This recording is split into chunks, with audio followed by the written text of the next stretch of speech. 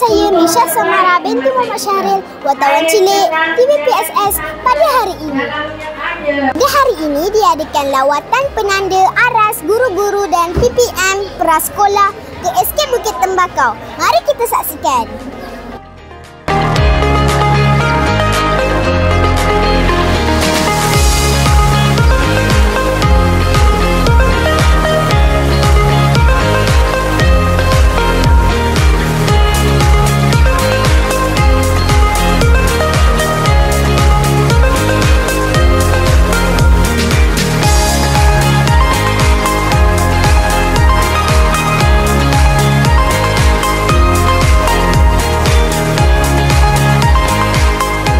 Assalamualaikum Cikgu.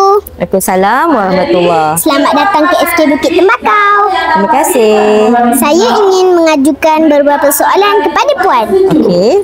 Apakah persepsi pertama Puan ketika melangkah masuk ke prasekolah SK Bukit Tembakau?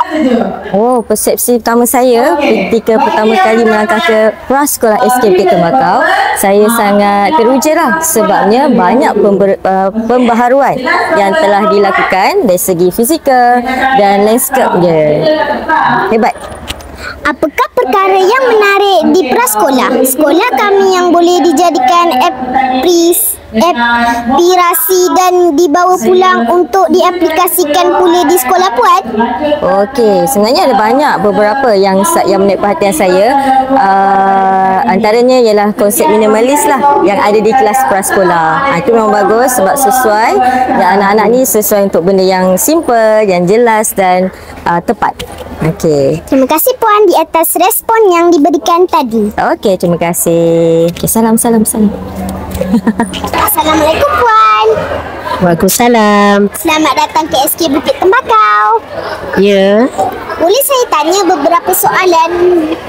Boleh Puan ceritakan apakah pengalaman Puan sepanjang lawatan ke prasekolah SK Bukit Tembakau? Ini ialah kali kedua saya buat lawatan.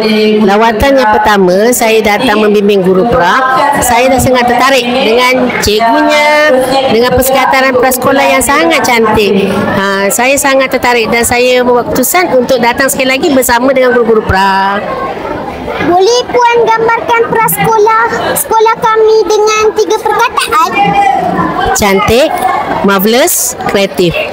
Terima kasih Puan. Sama-sama Misha. Sekian sahaja laporan saya untuk TVPSS kali ini. Terima kasih kerana menonton. Jumpa lagi di video seterusnya. Bye.